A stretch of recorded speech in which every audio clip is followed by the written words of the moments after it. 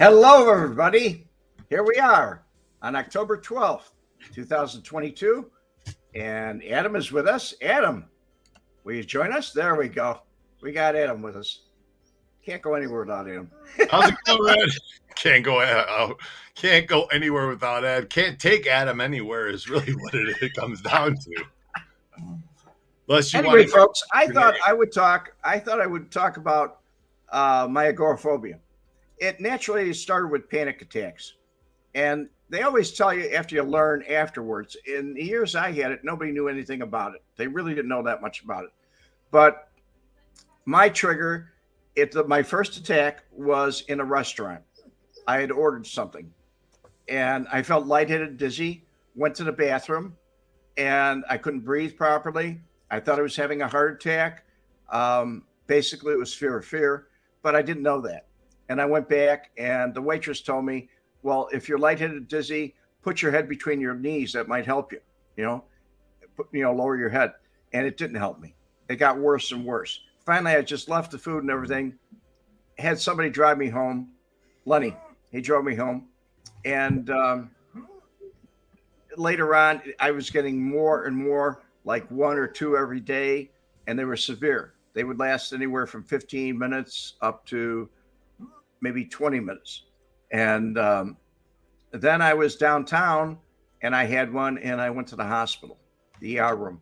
When I got to the ER room, everybody thought I was having a heart attack. I thought I was having I didn't know what was wrong with me, really.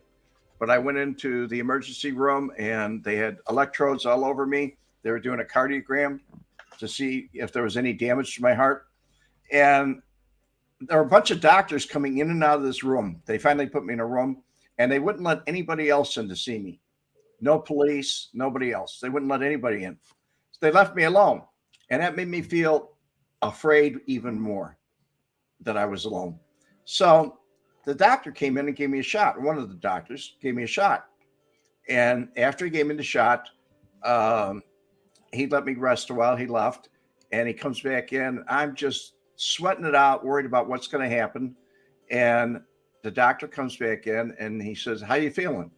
I said, I think okay. And he said, do you want to sit up? And I said, is it okay to sit up? And he said, sure, if you feel like it. So I sat up, and I went, wow, I'm feeling good. Can I get off the examination table or whatever I was on? And he says, whatever you feel you want to do, just go ahead and do it. I got up, and I'm walking around the room and everything. And I said, wow, what was in that shot? And he said, Valium. And I went, oh my God. And he said, have you been under a lot of stress lately? This is during the period where Kurt was shooting at me. So he said, have you been under a lot of stress lately? And I said, yeah, you might say that. I didn't want to tell him what it was, So he said, I would suggest you see a psychiatrist. And I said, thank you very much. And I could have slid underneath the crack in the door, but I went out, paid my bill. I didn't have insurance at the time, but I just paid my bill and went home. I hid. I became agoraphobic. I stayed in my home because I didn't want to look foolish. I didn't want to have attacks in front of other people. So as a result, this became a chronic disorder, a very chronic disorder, a panic disorder, which led to the agoraphobia.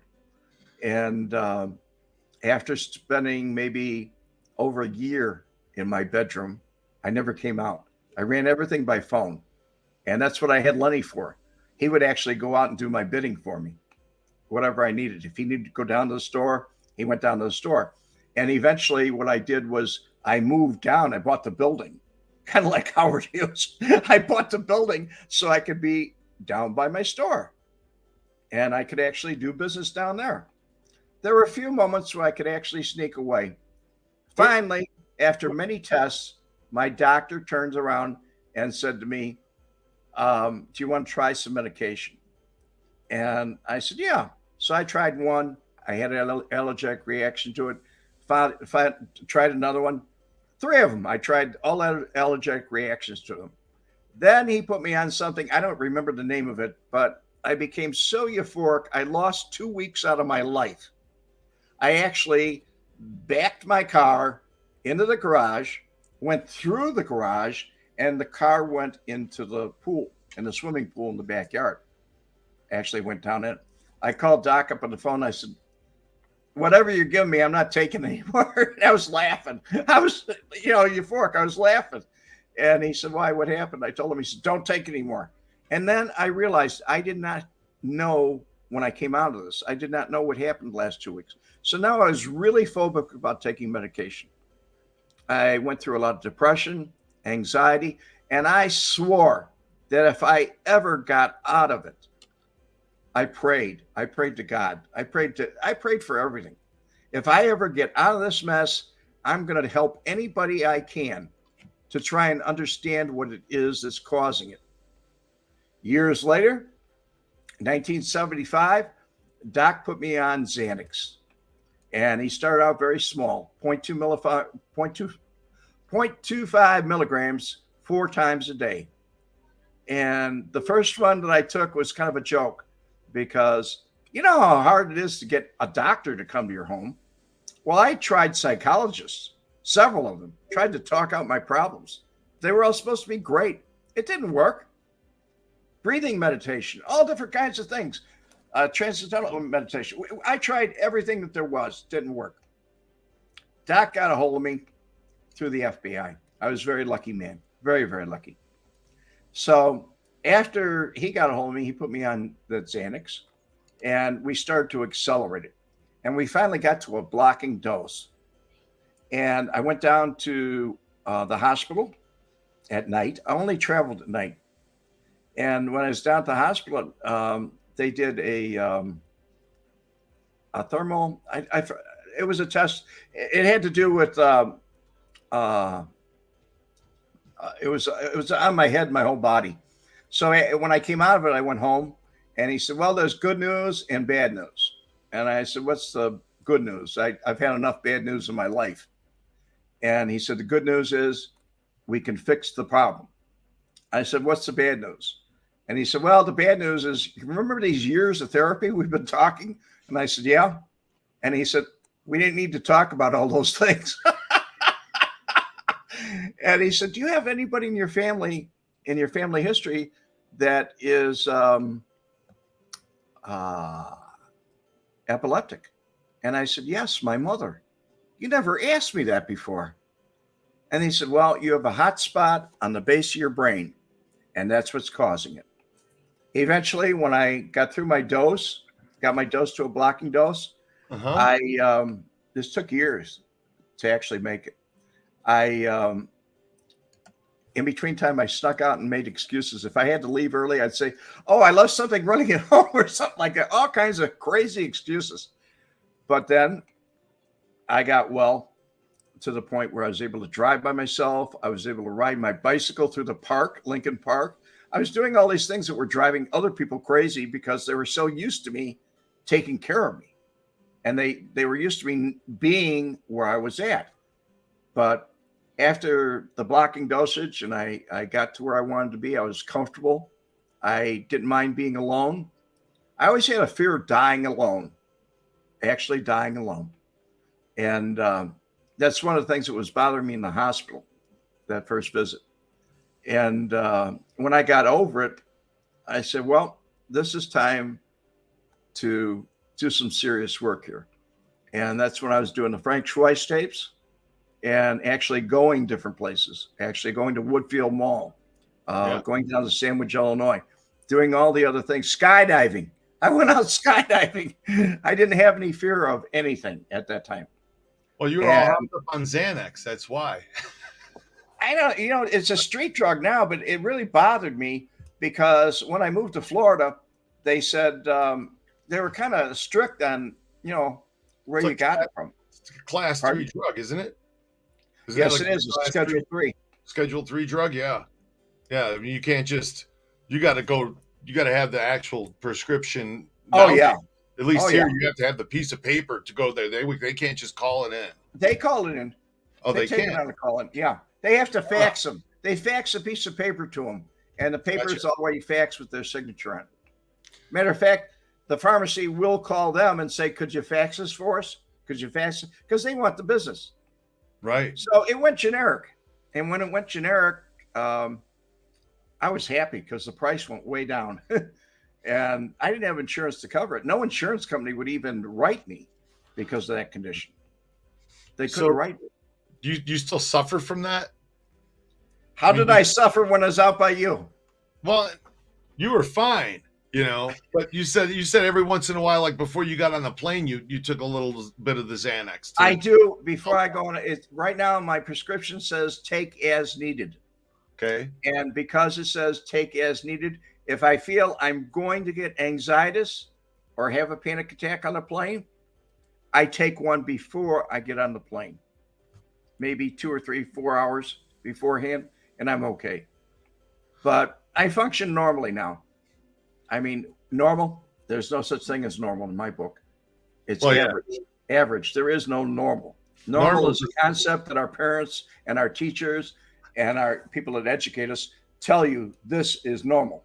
And everybody gets their own object in their mind of what is normal and what is not. Normal was I average? No, I was not average. Normal's the setting on a dryer. Right. I like that, Adam. Very true. Very true. So let's take some questions because people have some questions. All right. Have you tried supplements that may help reduce anxiety symptoms like magnesium or natural herbs for anxiety? The prescription meds are bad for the liver, like the Xanax. Right.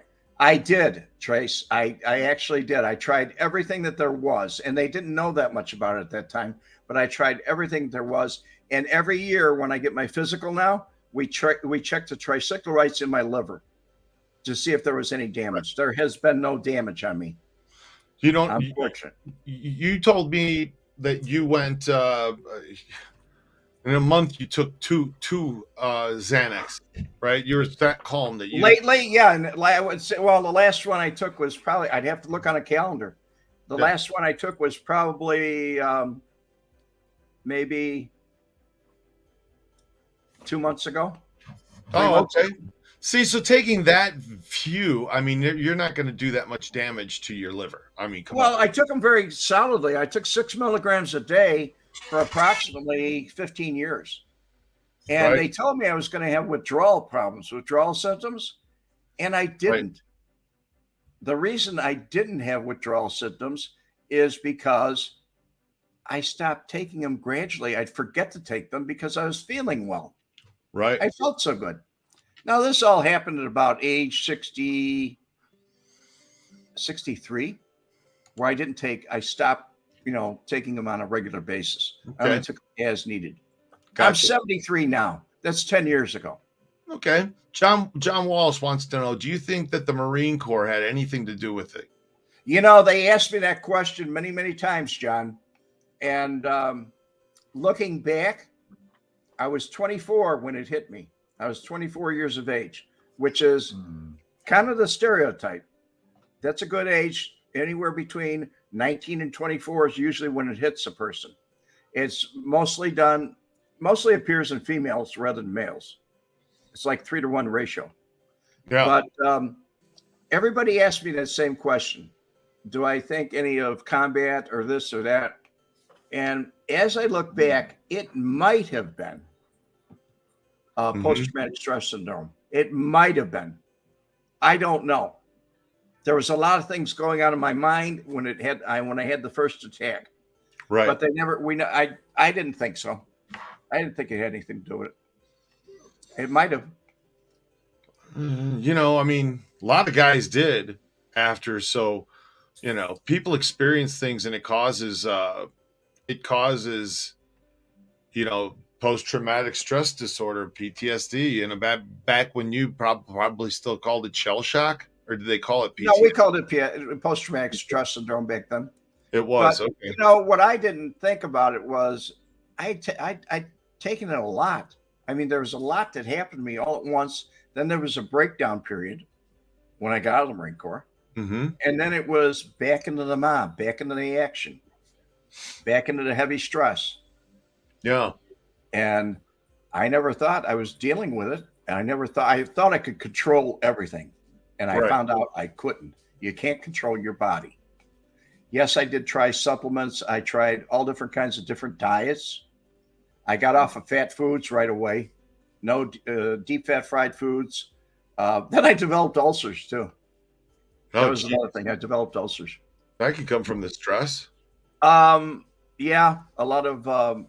I had that. What do you call it? Hienal hernia, where it was the acid was coming back up in my from my stomach. Gastroesophageal reflux disease, GERD. Yes, GERD. And then I wound up taking with my or before the Xanax, I was taking Liberex, not Librium, but Liberex. Liberex is a sedative for the stomach, so I was taking a lot of that for a while. But I did survive, and you can survive with this. Now I've been listening and reading about people. Actually, I was on YouTube yesterday, and I was looking at all these psychologists and counselors that are trying to sell their services. Mm-hmm. And they're telling you, you need to do this. You need to do everything that I've tried. And these poor people below are making all kinds of comments. I tried this. It didn't work. Well, try harder. They make a comment back that says, try harder. They make all kinds of foolish statements that are not right. What they need to do is get a blood workup and see a doctor, an MD. Yeah. Not a psychologist. It is a behavioral problem, but that's not what it can be a lot of different things. It's different for everybody. Nobody's going to, you may have some of the symptoms, but you may not have all the same symptoms. So it's going to be different.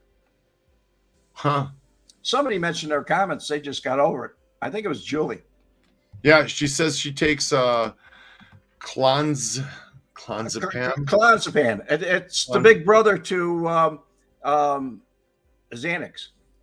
It's the big brother. And PRN.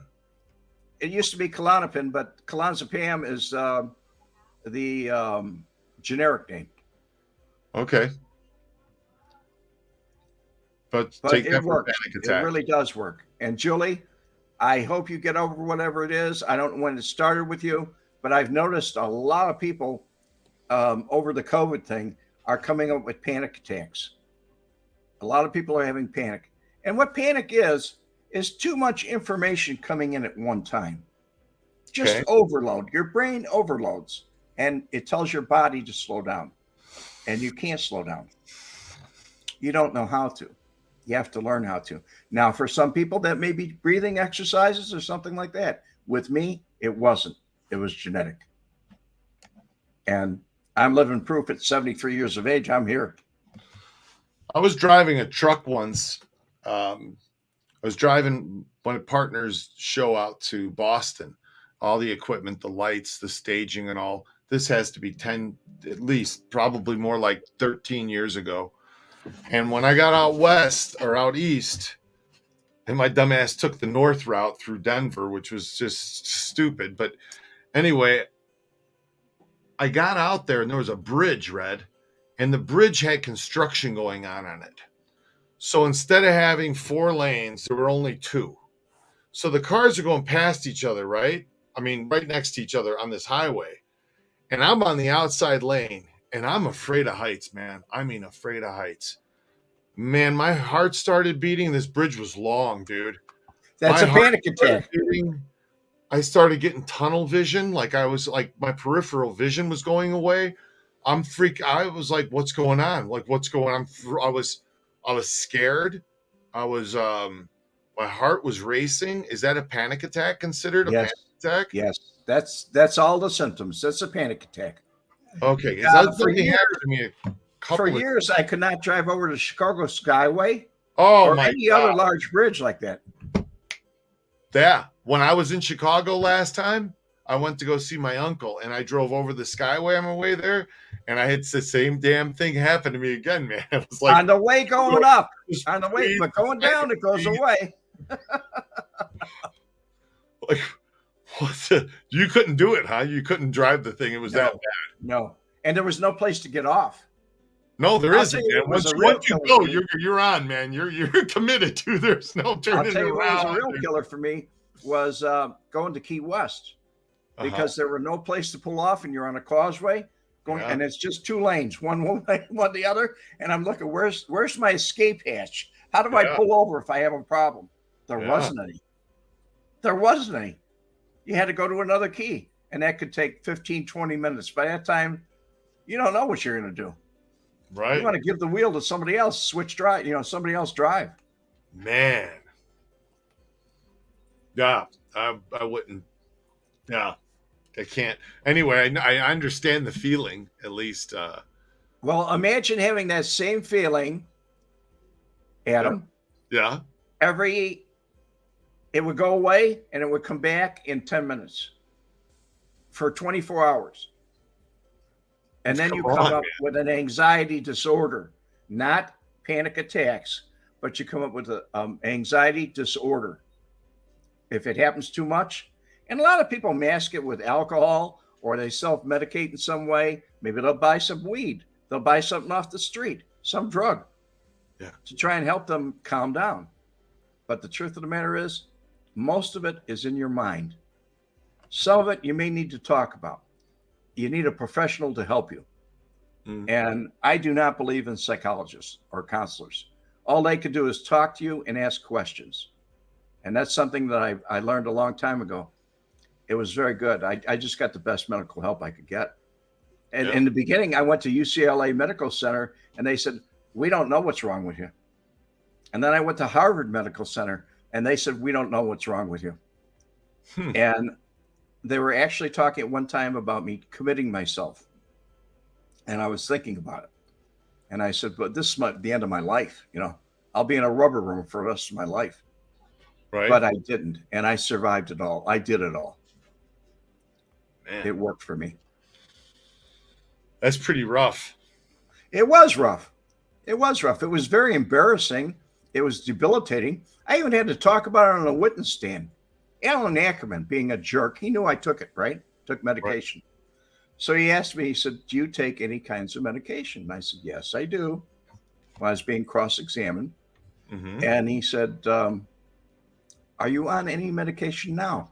And I said, no, I'm not. And he said, oh. And he said, well, what did you take this medication for? Strike that.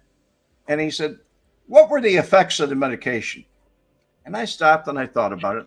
Being a wise ass, I turned around and said, well, here's a typical example. I was on my way to the spot one day, and I was going from Irving and Richmond. I get in my car, I drive, I get to the Kennedy Expressway, and I have a panic attack. I urinated all over my suit, my trousers, and I had to go back home. I was so embarrassed. Took a shower, cleaned up. By that time, everybody missed me. So somebody called me and said, are you coming? And I said, no, I won't be able to make it. I always made excuses. I had a forever cold. I swear to God. You okay? Yeah, I'm okay. This is being quiet. Man. Wow. I missed a lot. But I made up for it, and I'm making up for it every day. Every day above ground's a good day. Sure is. It sure is. So electroshock treatment. They were talking about that too, and I said, no way. Wow. Some that people was do at UCLA Medical Center. Some people do hypnosis to get rid of the anxiety. I was going to try hypnosis, except we have a problem with me. I was so deep involved with the outfit that there was nobody I could really go to where they could dig through my mind and find out, bring things out. Yeah. And then I found out something very interesting. My doctor told me, he said, oh, nobody could ever hypnotize you anyway. And he said, you have to be willing to be hypnotized. And he said, you're too much of a control freak. You want to be in control all the time. They could do 10,000 things. They could never get you under. And I thought about it, and he was right. Even when I was in the car, I had to be the driver. Even if I was having an attack, I had to be the driver. If I was in a plane, I had to be flying it. No matter what I was doing, I had to be the one in control. Man. Boats, Going too far away from shore, panic attack. Really? Rocking in the boat, too much motion, panic attack. Hey, Royal. How you doing, Royal? So that's your Robert Ryan Valium works. Good for me. Been taking it for over a decade now. I tried to take Valium in the beginning, Yeah. and the doctor gave me that shot of Valium. That's why I tried it. Uh-huh. I was getting it from a pharmacist underneath the table. And I was taking like 10 milligrams every 3 or 4 hours, and it didn't help me. It didn't slow me down. No? No. It's interesting, but I don't know. I agree that the post-traumatic stress disorder, it seems like that would be a cause of it. Really does. I don't know if it was, because they found that hot spot on the base of my brain that I genetically caught or inherited from my mother. It's just a genetic thing then. Yes, he said it was like a time bomb waiting to go off. And he said generally it goes off between the ages of 19 to 24. And I was right in that spectrum. When you say hot spot, what do you mean hot spot on the brain? It shows up as a red spot when you go through the thermograph, or it's a test that they do. It's actually warmer. Yes. Well, no, it shows up on the it's not a CAT scan, but it's like a CAT scan. MRI. Yeah, it's kind of like an MRI, but it's not. It's a thermal. It's a thermal. The test. Anyway, they shoot dye in your blood, and when they do, you go through this thing. Now, you can't be allergic to the dye either. That's another problem. That's iodine, right? That they put in you. Makes you feel like you got to pee. That's a different dye. That's for an angio. Okay. That's a different dye. But I was allergic to so many things. I was afraid to try things because here's a good example. I was out swimming in the pool one day. I was having a great time. We had some ladies over. I was just having a great time. Really, barbecue set up and everything. All of a sudden, everything went panic attack. I couldn't see. The blood pressure was so high that it put pressure on my optic nerves, and I couldn't see. And I was dizzy, and I felt like I was going to pass out. I got somebody to get me back in the house. When I got in the house, I called my doctor immediately. I was lucky. I had a doctor that had a pager on him, and I'm the only guy that had the pager number but me. That was it. So he called me right back, and he said, okay, calm down. He said, what have you been doing? And I said, I was out swimming in the pool. And he said, what have you eaten today? Did you eat breakfast? Did you eat, because I had a regimented schedule. And I said, yes, I did. And he said, what about, what did you drink today? Did you drink plenty of water? And I said, oh, yeah, I drank a pitcher and a half full of iced tea. And he said, you fool. He said, that's got caffeine in it. Caffeine, it's got more caffeine in iced tea than it does in coffee. And I said, oh.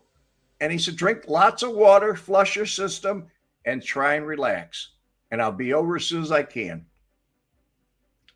If it hadn't been for Doc, I wouldn't have survived. I would have not survived. Huh. Robert Greco. How you doing? He's out there in Vietnam. Teaches English.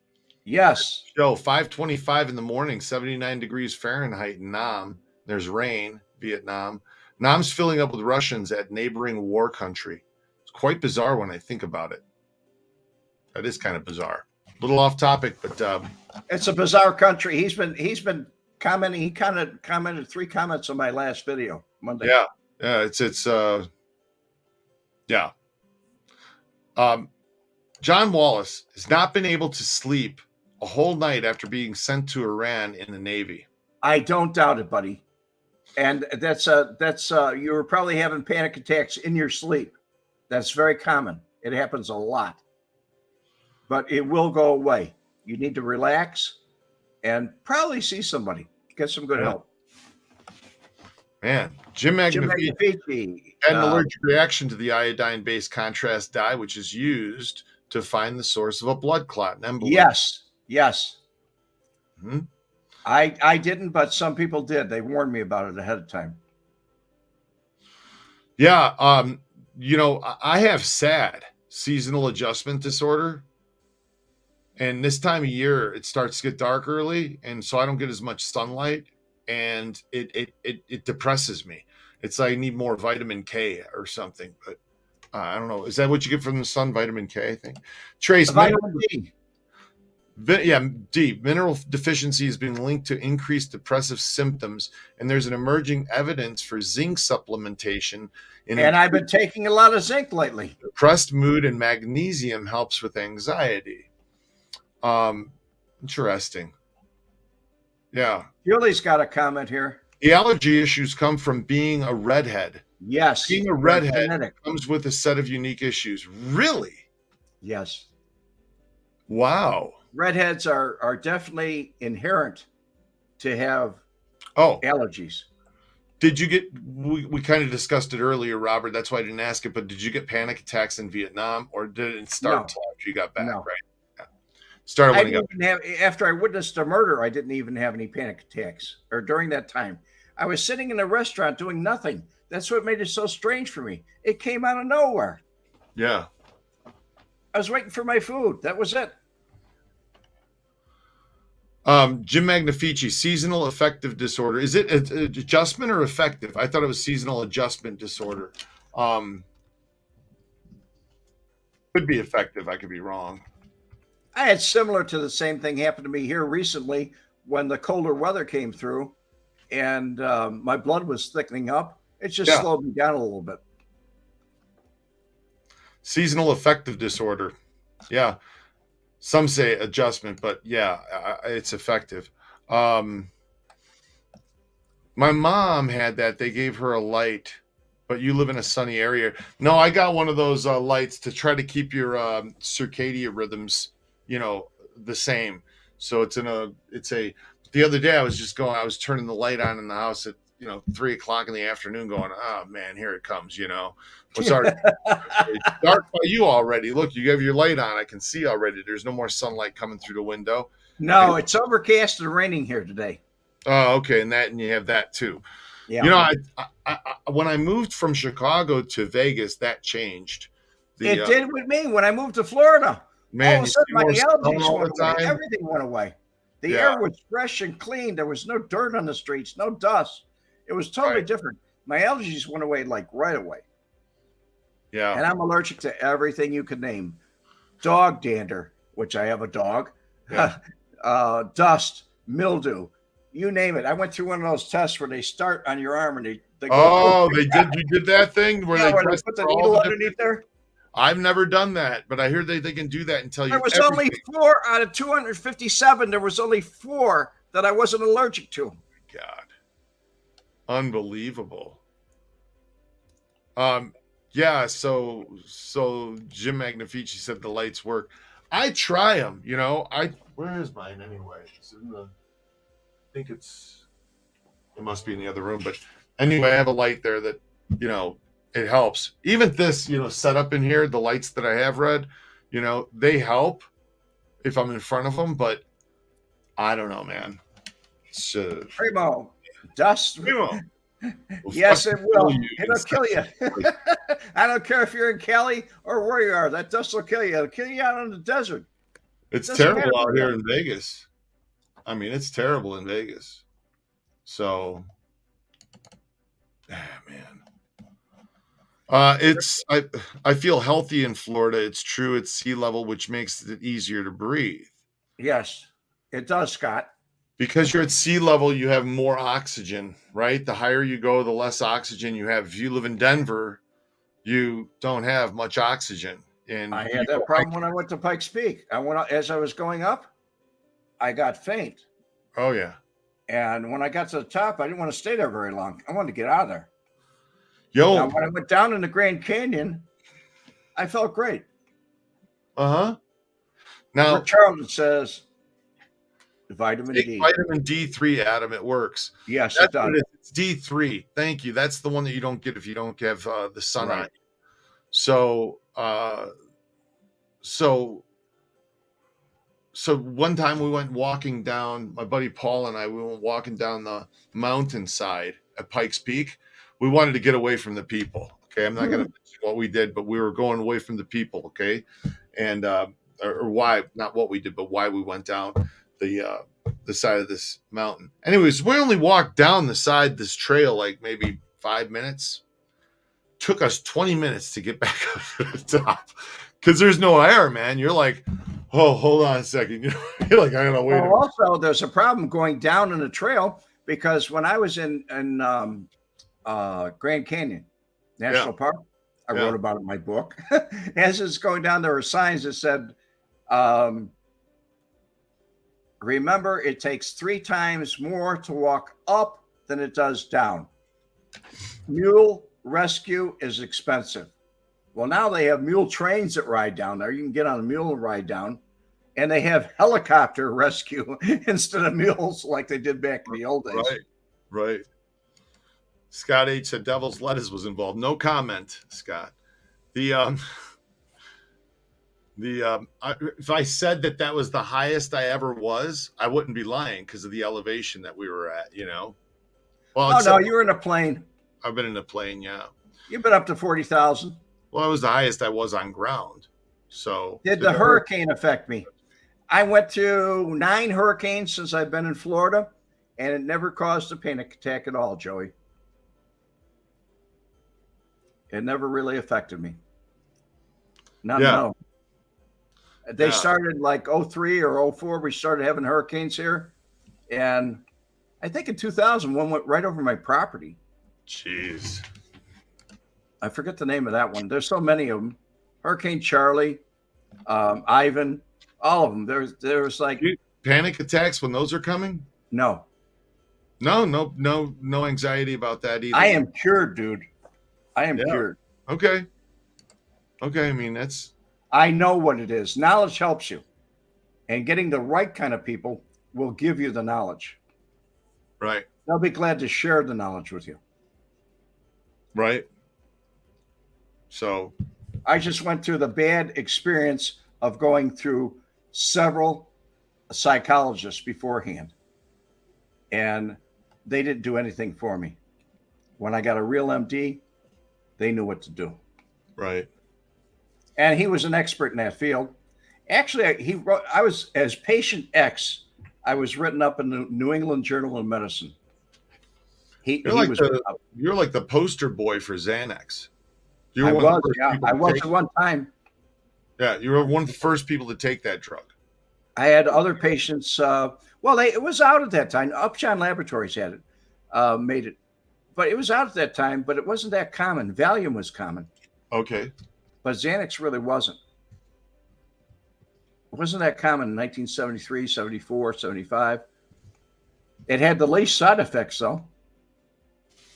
I don't know why kids take it and bounce off the walls, or a street drug where they take something they really don't need unless they're trying to escape from reality.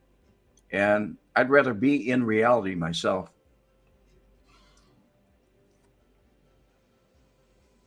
Oh, my gosh. Okay, so 1970, J.B. Hester of Upjohn Co., now part of Pfizer, was awarded a German patent for alprazolam. Right. A corresponding U.S. patent was issued in 1976. Its sales took off within 2 years, and Xanax is now the most prescribed and most abused benzodiazepine.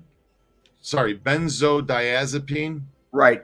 You said in the United States. In the United States, the most abused benzo. Yeah. That made it rough for me, people that really need it.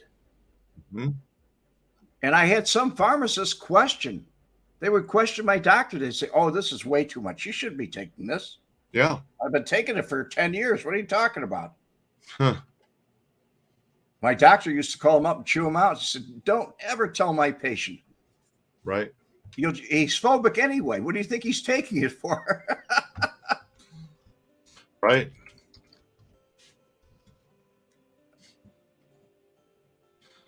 Oh, Trace, sweet peas. He's right about the sweet peas.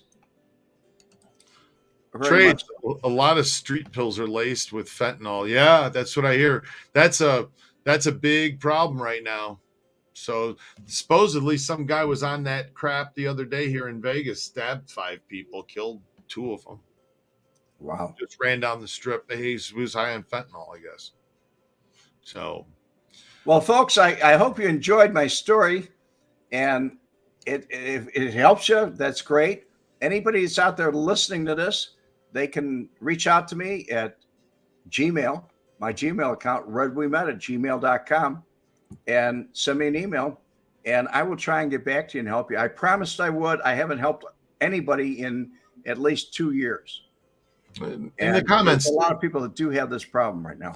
you can leave your comments in the comments, and Red'll talk to you about it. I mean, if Greg can help somehow, why not? This has been a little off topic today, but it was an interesting listen, Red. If you think it was interesting, you should have lived it and tried to work with the mob at the same time. Tried to go out places with Marshall, go to dinner here, go someplace else. Unbelievable. And the things that I would normally be afraid of, any normal person would, they'd be afraid of, like going to Sam DiStefano's basement. Sure. I wasn't taking it then. Yeah. When I went down to Sam's basement, I was not taking it then. Wow. But normal things did not bother me. We didn't know what it was. Right. All right, Red. Go ahead. Go ahead, Ann.